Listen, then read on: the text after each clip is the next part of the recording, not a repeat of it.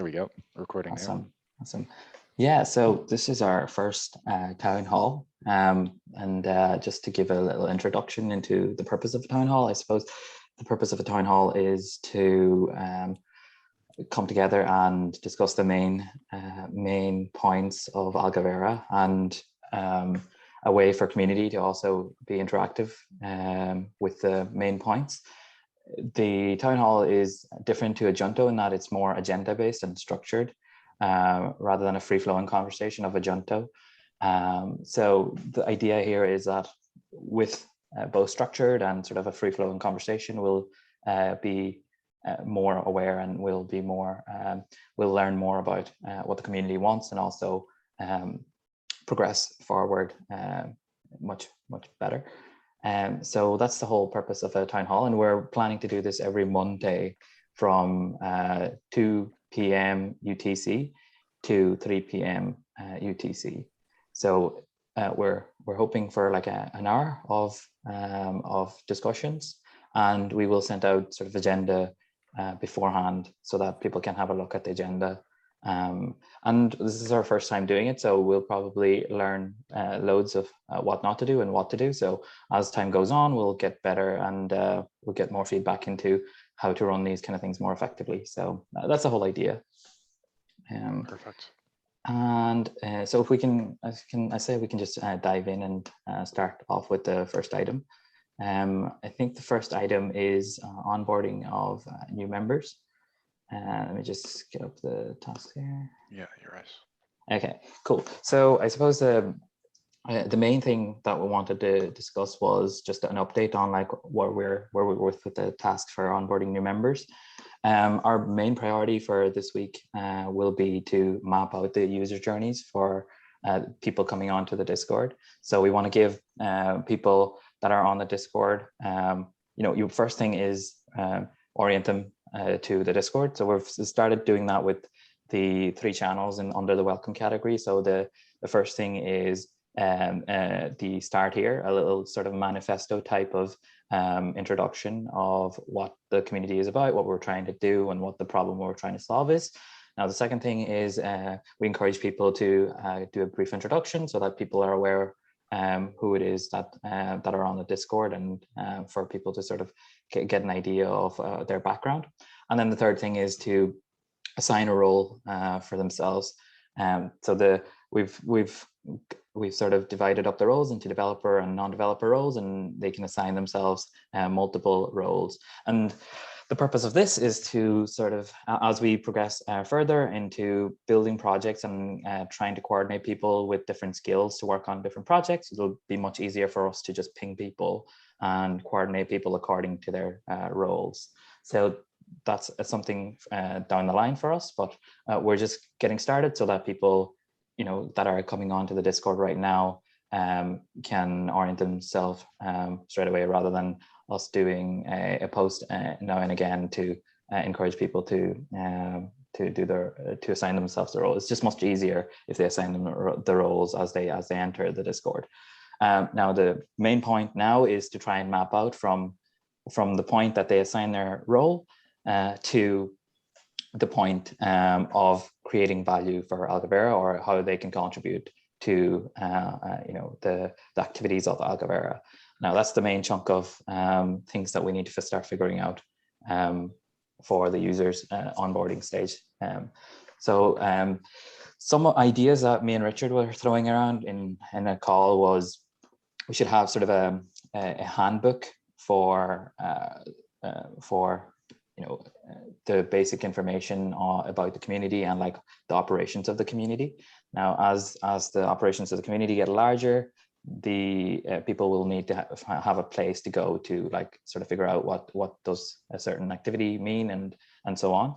So it might be good to start building that handbook out right now when activities of Algovera are fairly small, and as we grow, the operations will become much more larger. So that's point number 1.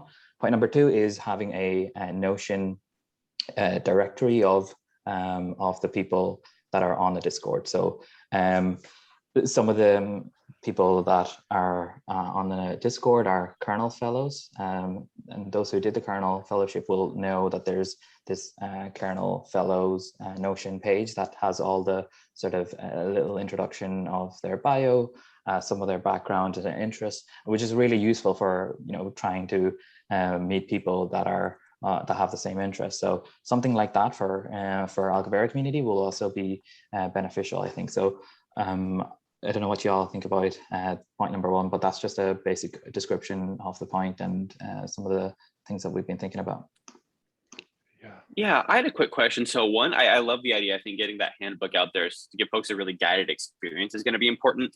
Wondering, you mentioned that the short-term priority is going to be mapping out this user journey from I enter the community to start providing value. Curious what y'all see, like, I guess like when I'm just kind of thinking about it, I think like, okay, we're going to be mapping out the user journey, creating the handbook, like providing these guardrails for folks to get involved. Do you see the like reputation and or compensation structure developing in tandem with that handbook? So like, just curious how you view those two things sort of developing side by side. Like, would you want to start like, hey, let's get this DAO set up. Let's figure out what we're going to do for compensation and reputation in tandem with the handbook? Or do you envision like getting everything laid out in terms of like the Notion side, the handbook, and then sort of starting to put the more technical work into building like the DAO, the reputation system?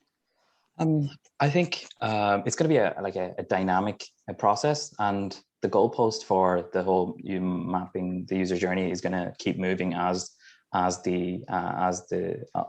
operations change. So like in terms of right now, the whole reputation system and reward system is something that we should start evaluating. But the whole reward system is sort of largely undefined right now, because what is it? What are we rewarding for? Is still largely undefined.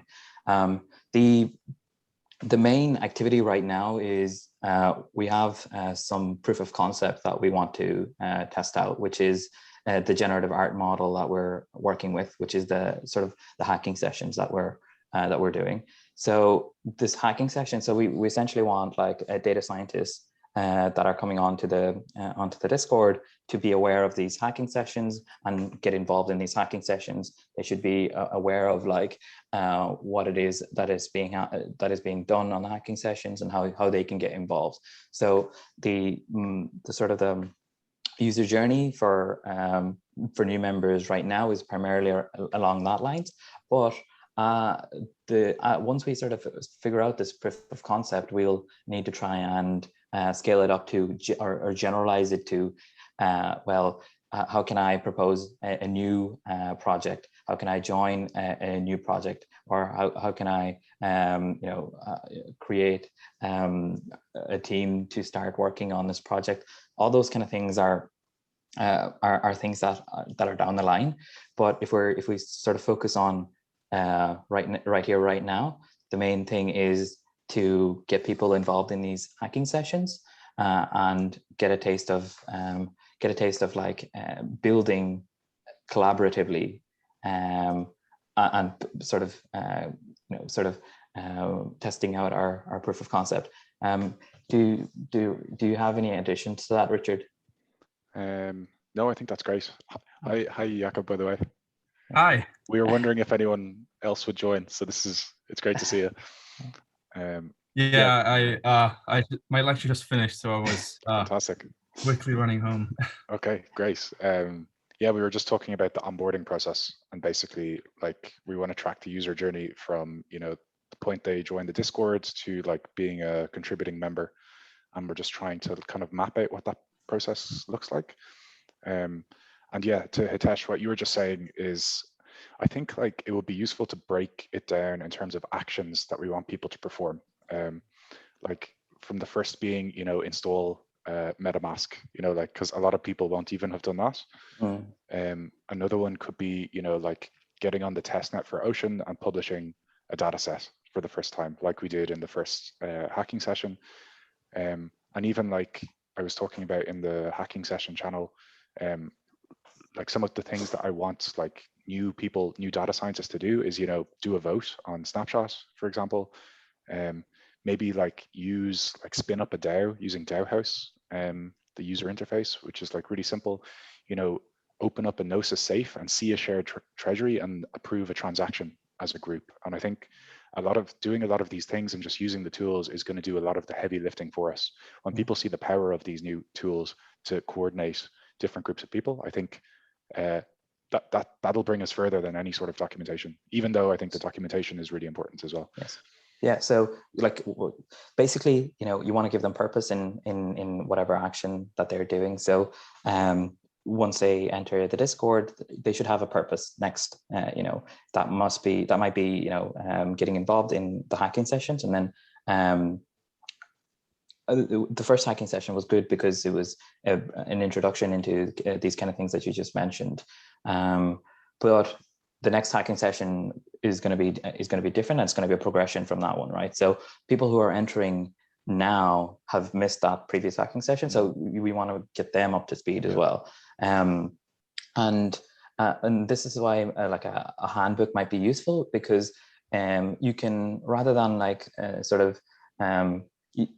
educating them again, you can actually pull in existing resources that are actually quite good in setting up sort of these kind of things and setting up the environment and so on. So as long as they have like a progression from a beginner to getting them up to speed with where the hacking session is, I think that will be an important thing for new members that are just joining. Yeah. So the first step is like, there's two different phases. The first one is actually like holding people's hands and walking them through it live. And we're doing that the first times like partly for ourselves, because we don't really know what the process is, right? But then the next phase is going to be like, how do we do that without the live hacking sessions? Like using things like documentation and stuff like that. And even we're still trying to figure out how we should get active projects together as teams. So we've kind of formed this cohort, our first cohort of people who we're going to like build something with. And this can be a proof of concept for different projects next time. And so like one of the actions will be like, depending on what we find out to be best, maybe spin up a DAO for a different project, give them access to a shared treasury, launch algorithm token on the Ocean marketplace even before it's ready, and kind of distribute the shares so that everyone knows that they have something. They're not just relying on trust for us to give it to them at the end or something like that. And so like, I think a lot of these things that we're doing will end up being in the documentation once we establish best practices, for example.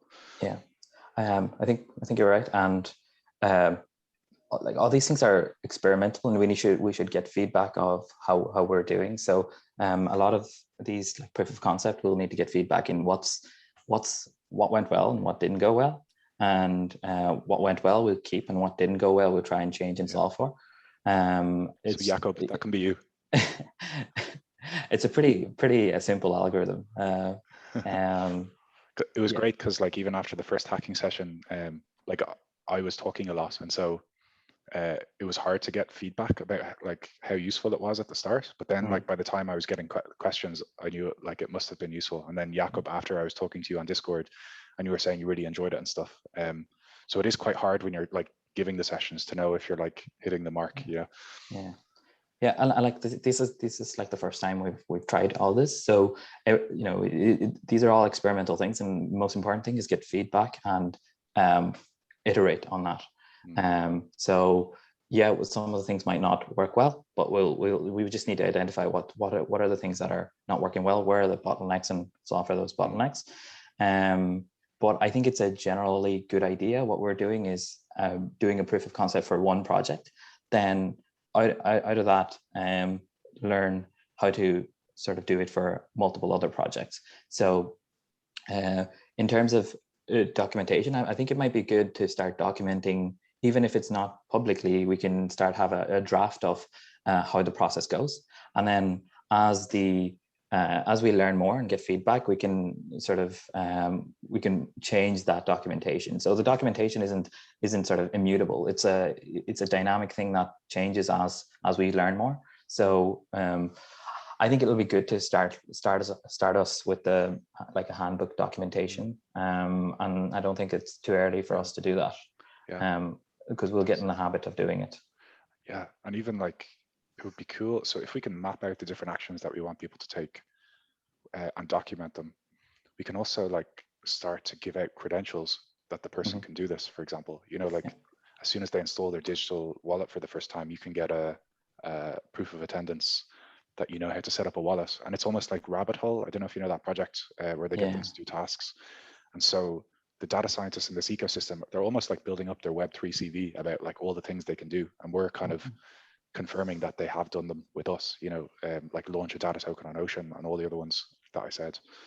And it kind of becomes like a on-chain CV or something for data scientists on Web3. I think that, yeah, sorry, go ahead, Jeff. Oh, no, I was just gonna say that I think that that could also take form as what Ocean does with the ambassador program. I think that there's like a short course which is in the form of a handbook, and you have to complete certain tasks, and then you can have the ambassador badge on Discord. Yeah, Ocean Academy is great. Like, if people don't know anything about Ocean, just link them to that, and like it does a pretty good job of getting them to know what it's all about. So it would be cool to have something like that. Yeah, exactly. I think, and that's kind of what we were doing, except we're doing it like in a non-scalable way, where you know right now what we did last week in terms of the hacking session is sort of take them through the first steps. But then how do you do that for multiple people without you being present there? That's the whole idea, how to scale things. But in order to scale things, we also need to know like what works well and what doesn't work well. So like the first stage is you test it out in a non-scalable way, and then you then scale it up, whatever works, into something that's you don't have to be there for, so that people can essentially do it asynchronously at their own time. It's scalable in one aspect, in that it's recorded. Like I know it's like an hour-long video, but maybe it would be cool if we could condense that into like just the bits where I could just do a 15-minute walkthrough where I publish a data set or something like that. And so because I guess people learn in different ways. Like if you're doing the Ocean Academy course, there was a lot of reading and less about actually doing. And so like, well, maybe both are useful. Maybe you need like the reading, like the Ocean Academy, and also maybe like a video walkthrough of how to actually do something. I think the basic essential question we're asking here is like, what's the best way to incentivize people to start learning about this thing, right? That's essentially what we're asking here. And one thing we're saying is like, maybe it could be interactive. That interactive process is the whole non-scalable thing of what we did in terms of the hacking session, because hacking session was interactive because you were there and you were guiding them through it. But when you're watching a video of it, it's not much interactive, right? So, and that's where like Ocean Academy is a bit more interactive, because you're taken through different stages and you have to actually do certain things. I think the real question that we're asking here is like, how do we best incentivize people to start doing some of these tasks? And I think some of the elements that we've said in terms of maybe a video format, a written format, and a task-based like sort of completion of tasks, and some sort of reward. A combination of that might be the best way to incentivize. Just a thought. I did like the direction, Richard, you were going in terms of like minting those algorithm tokens maybe even before it's developed, so folks can know that like, hey, something's coming, we're tracking your contributions, that kind of thing. Like when we're talking about, like you said, how do we incentivize folks to get doing this? This is a little bit different than how do you complete the onboarding tasks, but like what's the value of completing these onboarding tasks and engaging the community? I think if someone knows, okay, I can get these tokens even though this product isn't built out yet, I can see that being just like a potentially powerful incentive tool as folks are like weighing those options, right? Like, hey, because we know data science is like a valuable skill set, right? It's a desirable skill set in the marketplace. So how are we going to get folks to spend their admittedly very valuable time doing stuff like this? So I like that direction you're going there of like getting some sort of infrastructure, maybe something tangible or trackable in place to sort of get folks on board into that. And the other thing is that like the only people that we really want to like install digital wallets and stuff are probably data scientists, because other people who come in from Web3, like they don't need a POAP to like show that they can install a digital wallet. And so I guess this comes down to like the different tracks like you're talking about, Hitesh. And so for a data scientist, the track might be like just do really basic Web3 stuff, for example, because we're assuming they're starting from zero. But for other people, we need to onboard in a different way. Maybe like teach them about really basic data science or something, you know. So it's an interesting question. I think yes, the user journey is going to be different for the different stakeholders, and we should approach it in that way as well, because it's a bit pointless trying to educate people on installing wallets when you know, some people that are already know about Web3 or people that are involved in the blockchain ecosystem, right? But at the same time, we also have to cater for the main users of our platform, which are like data scientists, and it also depends on like what strategy we're going for. Like, are we targeting data scientists that are blockchain enthusiasts, or are we targeting data scientists that have no idea about blockchain, and we're trying to onboard them in blockchain? So if we're going for the latter, where they're completely naive to blockchain technology, we might actually have to do a good bit of education in terms of introduction into blockchain itself, right? And like some of the use cases, even before sort of installing a wallet or something like that. So I think, yeah, we should decide like whether we should go for data scientists that are involved in blockchain as a first point of order, like our first stepping stone. And then once enough people in that category have sort of proved out the concept that we're going for, which is you know, can we generate models and applications from decentralized data? Then we have this alumni of people that are like success cases, that new data scientists that are like not even, you know, they are very naive to blockchain or haven't explored blockchain technology yet. They have this example of data scientists who have proved the concept, and they can sort of essentially act as an example of what they could do, you know, if they enter the ecosystem, or if they contribute to the ecosystem. So a smarter strategy is probably like targeting the people that are already in crypto, but are data scientists. Then, as the next point of order, onboard the data scientists that are not blockchain enthusiasts, because I think we're gonna find it easier to onboard people that are already in crypto into this ecosystem. Yeah, I agree. That would make more sense, but also practically, like some of the people who are joining the hacking sessions are like my old contacts in my network, you know, and so they have like zero blockchain experience, basically. And what so if, like, go ahead. Just wondering, so what do y'all think, like, you're talking about like the different tracks as far as onboarding, like would it make sense to like have like maybe on the Notion site or whatever, like multiple tracks, and let folks self-guide, like, hey, are you a technical team member joining? Are you a data scientist with no previous Web3 experience? Like, it seems like from a logistical standpoint, that'd be fairly easy to set up, because a lot of it's just, you know, creating the new section on the Notion site and then aggregating the resources. Yeah. I mean, that could be like a really easy way to like provide a little bit more guided onboarding. I just like, from my perspective, I have found a lot of value going through just like the Notion sites that y'all have up there already. So like I found that to be like a good, like, hey, you want to get involved, like get this footing first. I'm wondering if like self-guided separated tracks might make sense. Yeah, I guess that's a separate question. It's like how self-guided do we want this to be? Do we really want to push folks toward a particular set of resources as they're learning based on their existing knowledge? But yeah, that might be something to think about. And like we could kind of categorize different levels of data scientists based on the actions that they can perform. So like a level 1 data scientist would be someone who hasn't even installed, or level 0 you could call it, who hasn't even installed a digital wallet. But like some data scientists might come in at like level 1, where, you know, they've installed a digital wallet and done some things, but they haven't published a data set or consumed a data set on Ocean, for example.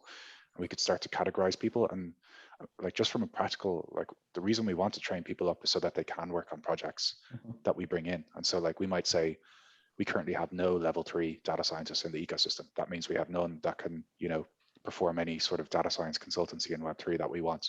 And so like, one of our aims is to like get 5 level 3 data scientists in the ecosystem. And some of them might come in at like level 2, but some of them might come in at like level 0. And like, it just means that the level 0 has a bit more to learn and a few more like proof of attendance things to do. But once they reach a certain set of criteria, we classify them as like ready to work on projects or something, you know? Yeah, I think like the aspect that Keaton said about having different tracks is a good idea, and also the concept of having a categorization of different levels is also good. So the large part of this week will be trying to figure out how best to implement those kind of things, right? Because like you were saying, like the whole categorization will help us like know what are the different skill set within data scientists that we have to utilize for the projects we're going to undertake, right? So yes, I think a combination of maybe different tracks and also different categorizations will be a good start. And then if we get feedback that it's confusing or it's not clear, we can change the approach. But it seems that that's a sensible thing to do. Yeah, I think that makes sense. Yeah, quick question for point of clarification. So Richard, you mentioned like one, maybe like short term or at least a goal is to have a certain number of data scientists specifically that we would label at a certain level of Web3 competence. Do you see, you know, just like I'm thinking about that paper from Zhang et al. in the Notion side about data science collaboration, do you see like intentional recruitment or invitation activities around non-technical team members? It seems like at this point, a lot of the non-technical roles are more around like project management, executives, communicators, right? And I think at this point, like I'll say it's there. I don't see like a huge need for like a project manager because it is so community driven at this point, right? But just wondering, how do you see the evolution and the growth of sort of the non-technical participants, particularly what I'm thinking about is domain experts, like maybe less relative or relevant rather for the generative NFT proof of concept, but like especially as we start to get more ambitious, moving into sort of like the medical field, obviously domain expertise can be really important. How do you see that evolving in this like immediate recruitment? Is the goal right now, like we got to get data scientists who can do the Web3 data science work right now? Like, is that the focus? Again, just kind of trying to build the mental model of the roadmap here. Yeah, really good question. I think like even domain experts are actually quite relevant for the generative art, because the domain experts are going to be the artists, you know, who have these like data sets that they train these models on and stuff. And so like we're lucky to have Holly in the current working group, who is like both an artist and a machine learning engineer. But I'm sure we'll get artists that have less machine learning experience than Holly, for example. And I think like after we finish this working group, we'll have like a proof of concept for how artists can like make more money by publishing their models and data sets on the Ocean. And so at that point, it would be really interesting to like look at domain expert onboarding, for example. So I think like that will make sense. Maybe even like if Holly starts to like introduce us to some of her artist friends and stuff, maybe we even need to start thinking about that sooner. And then the other one is like the business use case. So like we have Greg in the current working group, who is like probably leans towards the like business development, because he's like starting a startup. He's like created and sold startups before, and so he's coming at everything from like the business use case angle. And he actually asked me to hang on after the last meeting and said, like in a really nice way, who's basically like, do you think we're going about this the right direction, where, you know, we're just pursuing things for the sake of interesting data science, but we haven't really like come at it from the business use case side a bit. And so I was kind of saying to him, you know, like the point of these hacking sessions was very much focused at data scientists, just to get them up and running on the tools. So even if like we did something that was completely useless from a business use case, I think it would be still a useful process, because we're getting data scientists up to speed. But the point he raises is really interesting in that, yeah, like how do we come at things from a business use case side? And like, do we need a separate series of weekly events to like figure this out, or does that overlap with these like data science hacking sessions, and how does everything come together basically? Yeah, I think that's a good point about like making sure we have really strong asynchronous communication mechanisms, because like so much, like Hitesh was kind of pointing out earlier, like so much of this is we're going to need to get feedback, right? Like we don't want to be like, hey, here's the projects we're doing, here's the tools we're using, everyone jump on board, right? And again, that's just my understanding is that we want this to be community based. So I was actually thinking about like, hey, would it be ideal to have maybe like a separate set of weekly sessions where the goal is like, hey, we're going to take some votes, like we're going to figure out. So what comes to mind is like, this, let me know if I'm getting ahead of myself. We're talking about like, we got to get data science doing the work. So like what comes to mind is, what are the tools? Like how are we going to collaborate, particularly with domain experts? Like the tools for data scientists are pretty well established, and we can toss together like a shared Jupyter notebook, right? Like those are already there. But yeah, it makes me kind of wonder like, what questions should we be asking and when should we be asking them to make sure that, like, for example, one thing that I thought was really interesting in that paper from the Notion side is that like you see levels of collaboration dip at certain parts of the data science life cycle, particularly among like domain experts, right? Folks are non-technical people are really involved at the beginning and at the end, but in the actual iterative machine learning process. So I'm just wondering, like, asking this question to think about, like, as we start getting to the point where we want to start maybe putting together some infrastructure so folks can collaborate asynchronously, how quickly do we want to get that up and running? Like Richard, it seems like, so I didn't go to the hacking session, but I had a chance to watch the recording.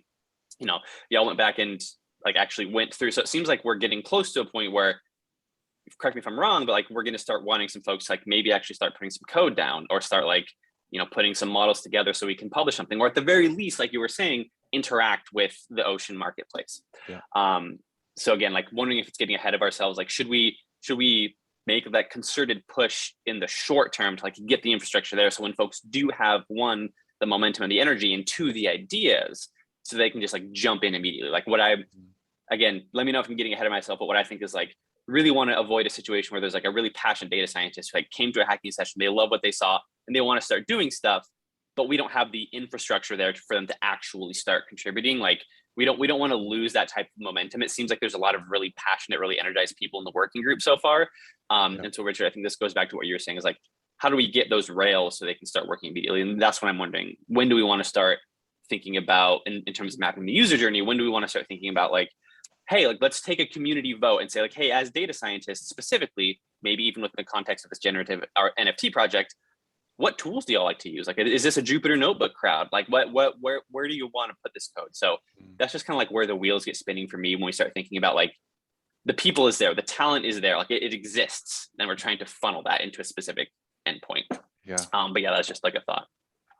Yeah, my thinking is that, so like when you publish the algorithm, you have to link to a piece of code that it's going to run. And so if we publish the algorithm, we're going to have to like basically guess like where we're going to run it from.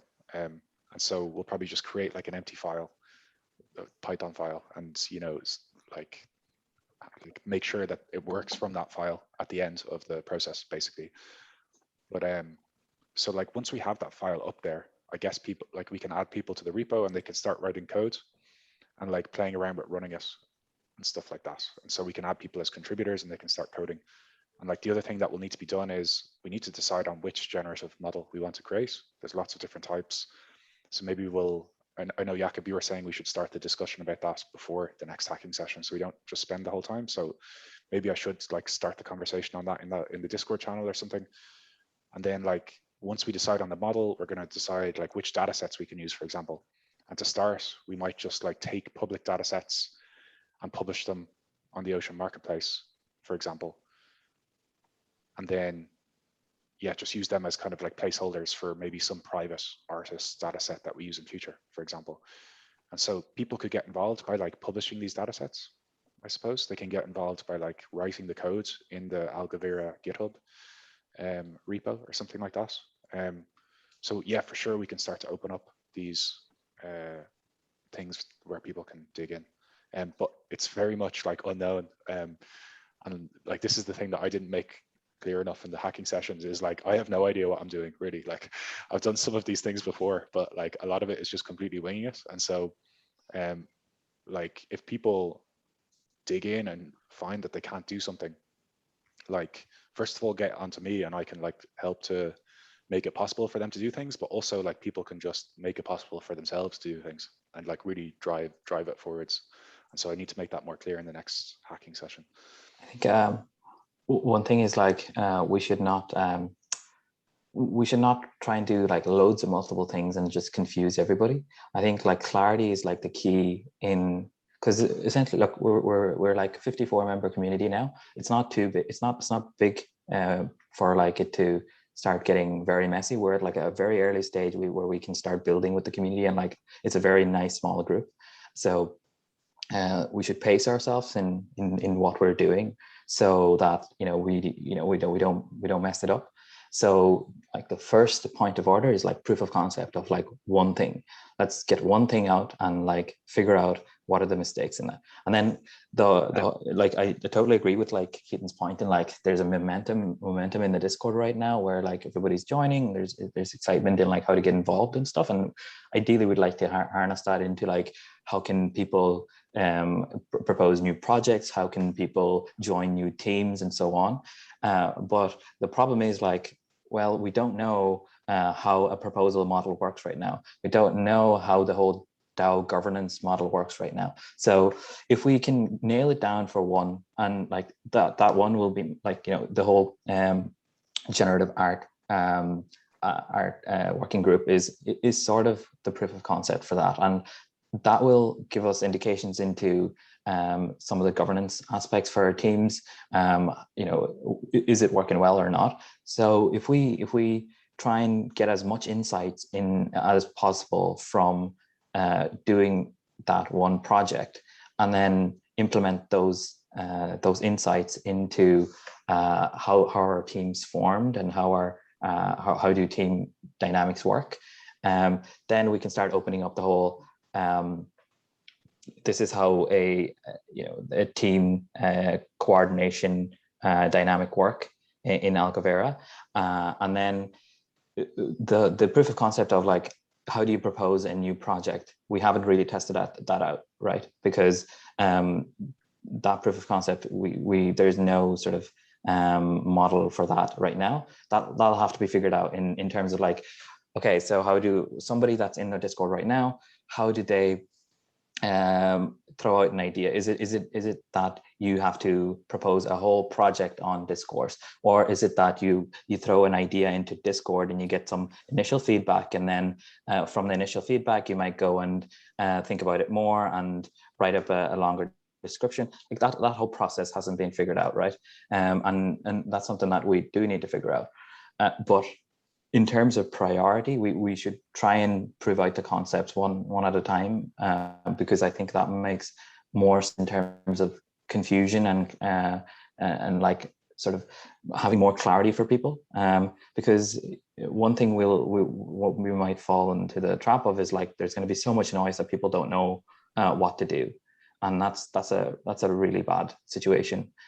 If we're doing something and people have clarity in like, okay, this is what they're doing, I can be a contributor to this, or this isn't relevant for me. That I think that's a good situation if people have clarity in what we're doing. Yeah, so like the first one, we're taking like business use case as fixed, and just saying, and letting the data science process vary, because like that's the easiest thing to start with, because there's so many variables already. And then maybe like in our second like cohort, we'll actually explore like how to nail down a business use case a bit more, for example. Okay. Or maybe we can do that in parallel, because like even with Greg, I was saying he's interested in like this financial use case. And so we could start this series where like Greg takes us through how he thinks we should come at it from a business angle. And like my only experience of doing this is doing like a market feasibility study for like for a Web2 startup. So I guess that's kind of relevant as well, but just like mapping out what are these tools to find business use cases, whether it's a market feasibility study or the thing that Greg is talking about, where like you start off with this solution space and you have all of the solutions in the space, and then you try and narrow down which solutions will work for you. That's kind of the sort of thing that he was talking to me about at the end of the hacking session, and just seeing how he comes from it.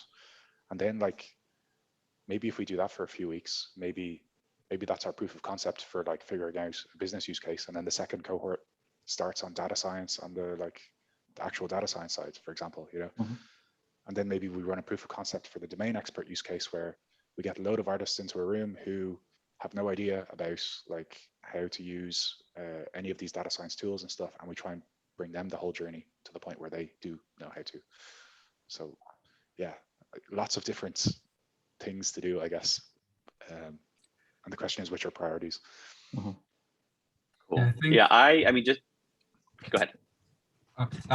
No, just that I think that if the data scientists are the ones that are deciding what projects are going to be built, even if it's one project at a time in like a cohort basis, I think that, well, the business will obviously, the business side of it will obviously change as well, because I think that different data scientists will have different projects they want to work on, and there are data scientists which are mainly focused on creating algorithms that actually solve some business issue. But then we have companies like DeepMind, which are basically those are data scientists who are collaboratively working towards publishing new research in the space.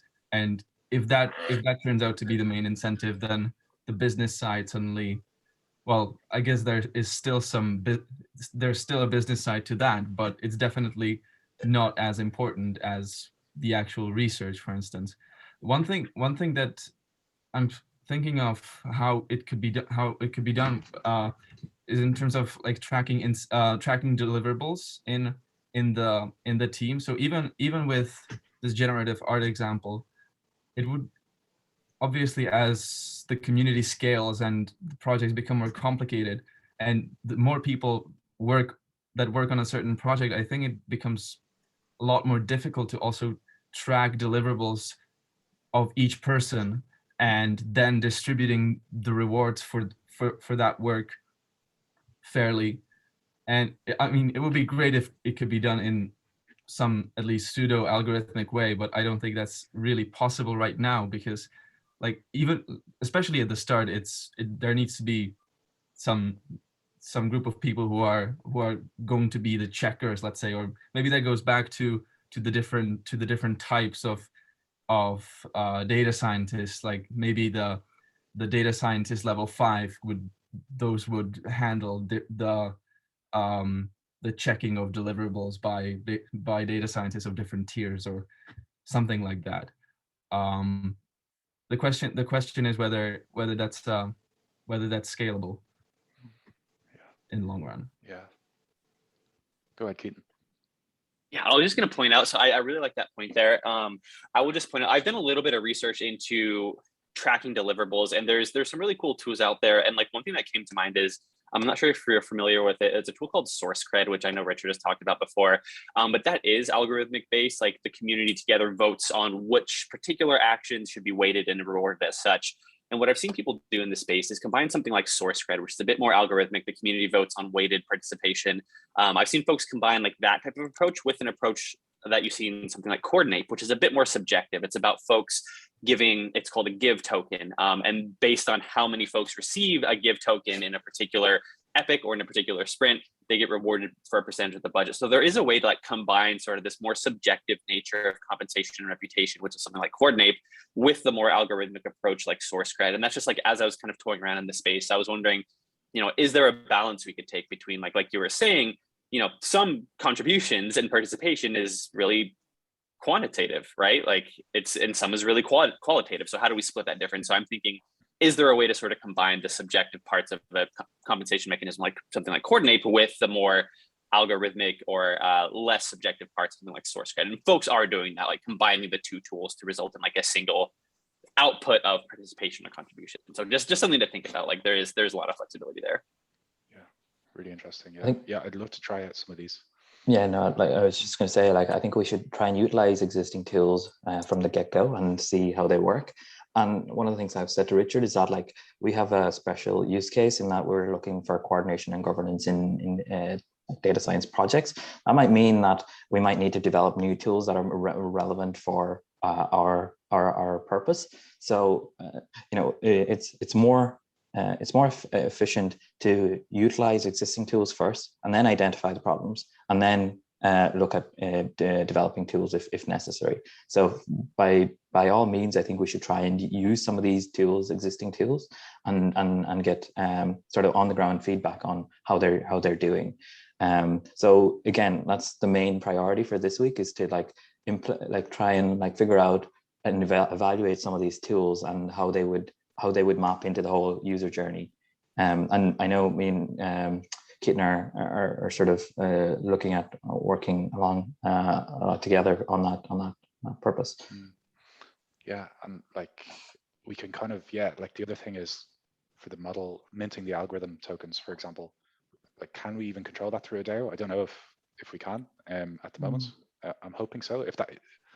If not, like that's something we have to build, for example. But like whoever has control of whoever's the creator of the data pool, I think you can kind of mint unlimited data tokens or algorithm tokens in our case. And so like what we could do is, we're very much at the starting line, and everyone has kind of contributed the same amount of work. So either those who were like at the hacking sessions or watch the recordings, maybe we could distribute like one algorithm token to everyone, for example, and then once the second hacking session, like maybe you end up getting one algorithm token per hacking session that you attend, and then maybe you get like even more algorithm tokens for every commit that you push on GitHub, for example, or maybe like a vote on source cred to like some other contribution that we haven't valued. And so like the only contributions we have at the moment are like one, just whether you came to the hacking session, for example. But then there's going to be different contributions. Maybe we can have some sort of voting mechanism for how that's weighted, or like maybe we can use source cred and coordinate and stuff. Really just come to a consensus. Sorry to interrupt, Richard. I'm just saying, like, it's a fine line trying to measure contribution and it being weighted down as like a really bureaucratic, slowing down the whole system process. So it's like, how do you find the most optimum way of like measuring contribution without it being slowing down the system itself? And like we can trial some of these tools, but my sense is that we don't want it to be like too time consuming that it becomes one person's job to like actually measure all these contributions. You don't want the whole community like voting for something very trivial that is very, it can be verified that somebody did something, or so it's a very fine line, and we should try and like figure out the most optimum way of doing that. And that's just one thing I wanted to say is like, like the base case, like the best case for me is that everyone like owns everyone contributes equally and owns an equal amount of algorithm tokens at the end, right? But like the one thing is that if it's like very clearly unfair that one person didn't do any work, for example, or very clear that like one person did a load of work compared to other people, like it would be nice to reflect that in the final result. But as a base case, distributing them equally, like that's pretty good. First or weighted. I know like some of the things that like Raid Guild do is like they have this set proportion of weighted contribution for depending on like the domain. So because they have this specific use case, they have like a specific weighted contribution for each project. But maybe like a weighted contribution of like different projects that's decided beforehand. And like even if you like think of the system as like mostly good acting players and only some malicious players, if we like design the system in such a way that most of the time it's assuming that good actors are operating, and in the case of a malicious actor, then the process begins, rather than every time we're not assuming that it's a malicious actor, but most times we're assuming that it's it's a good actor that's proposing in the system or whatever. And in the case of a malicious actor, there is a system in place that can check out the contributions. In that way, it sort of tries to avoid the whole slowing down of the process, while also having checkpoints for malicious actors. But I don't know what that system is, right? But that's just a general sense of what I think might be a good way of approaching like contributions. Yeah. So things like SourceCred do have built-in mechanisms for malicious actors. My understanding is SourceCred's system is more of like the community votes and can vote to like cash someone out of their tokens and take them from the group. I don't know if it's like a majority vote or super majority, but those are addressed. It's pretty clear spelled out in the SourceCred docs. I can link those, but so there is a mechanism for that. But one thing that makes me think is, do y'all think it's like, are we nearing the point where we want to pose to the community like, hey, how do y'all want to be compensated? How do we want to track? Because it seems like, again, we want to avoid this like top-down approach where like folks are making decisions for the whole group and more of like making community-based. So I'm just wondering, are we at the point we want to pose that question? Like maybe synthesize some of the existing tools, like, hey, this is what's out there. And then like for folks who aren't familiar with Web3, try as much as possible to phrase it in really concrete terms. You do X amount, you do X work, compensation works like Y. Just wondering, like, are we at a point where we want to ask folks what they would like to see out of that? I mean, again, like the DAO is an operating system for a group of people and resources so new that like a lot of people might not have feedback. Like, well, I don't know. And Richard, this brings me back to the story you were talking about joining a data science Discord and like asking about like, hey, are folks interested in this? And I think if I recall correctly, Richard, someone was like talk to us when there's like money, right? Like it seems like a lot of folks, particularly data scientists, feel like this sounds great. Can I survive doing this? Like, is it worth my time to spend a weekend? So yeah, are we at the point where we want to ask folks, how do you want to be compensated? What's the structure? Or is this something where we want to like synthesize information a little more and have a bit more of a coherent idea before it's like posed to the wider community? Just kind of wondering how that evolution is going to take place. Again, I think it's this is useful in terms of the working group. Like figure out what the working group best way to like measure contribution for the working group, and then see the feedback that working group like see how it went, and then if it's good, we'll implement for the general case. Like maximize the use case for the working group, as in like test as many hypotheses as you can for the working group without being too confusing, right?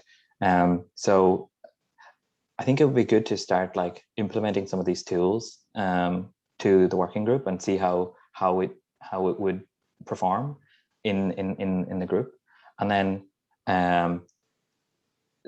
get feedback from that, right?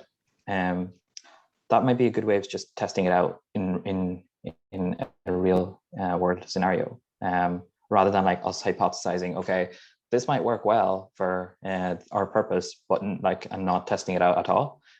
We can for sure open it up to the wider community, even people that are not in the working group. Hey, we're thinking of like thinking about the whole contribution system, how we should like approach the contribution system, and as a first sort of experiment, we're going to experiment with the working group for the generative art, and then whatever the community feedback is, we try to implement that feedback and then test it out. Yeah, I completely agree, and that was kind of what I was thinking we could like start to discuss tomorrow in our like. So we have these 2 weekly events. We have the weekly hack and we have the community call. And even in the community call, people were kind of saying they'd be interested in like talking about governance of AI. And so it seems like a good topic to start discussing like in tomorrow's community call. And like that can, like DAOs can come into that, and like when you should launch the token, and like it can be quite a practical one, I suppose. And I'd even like tools, like what's a fair way to like compensate people for contributions and stuff like that. And so that could be like, and that's something that was like really interesting to some of the non-technical people that joined the first community call as well. Unfortunately, like they've kind of, I haven't seen them in some of the recent groups as much, but I'm hoping that can attract a different type of person who's really interested in governance and DAO tooling and all that sort of stuff. And then like maybe on Thursday, like it's a hacking session, so hopefully like we'd actually be doing something technical, whether that's like spinning up a DAO or like, I don't know, installing SourceCred somehow, or like just like getting some of these tools up and running. And that kind of delays the data science for another week where we like use compute to data and stuff. But I think that's fine. Like it's still a hacking session in using some technical tools, and like the last step of every project is just to like train the model, you know. So yeah, that we could focus on that. Yeah. I think we're kind of approaching time, aren't we? Yeah. Just get like through the first agenda. Yeah. No, this is Sorry, it's really important. Like for really feedback, important. like I think last 2 minutes should be spent on feedback on like how it went and what we should do better next time and what we should try and avoid next time. Any thoughts? I guess like we should probably chair it. Someone should be a chair in that, you know, if we go over a certain time on a certain subject, we kind of move on regardless of whether it's finished or not, even though I think for the first one, onboarding is definitely the most important. So it was fine to go over. Yeah. And like, I even question like the purpose of town hall, right? Is it more, should it be more like updates of what we've done and then feedback on the updates? Or should it be like this was this kind of seemed more like a junto at certain times, which it just had an agenda, right? It was just a free-flowing conversation, but we had particular topics that we had in mind. We should have maybe discussed it for 10 minutes, realized there was a lot to it, and then like organized a junto for another session or something. Yeah, that would have been like agenda 1 completed in like 10 minutes, is in like, because we realized that the actual topic is much larger than a town hall update.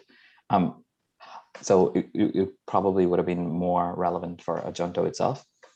It is, sorry, just it's 59, isn't it? Is Sid going to be on the call for, is it this link?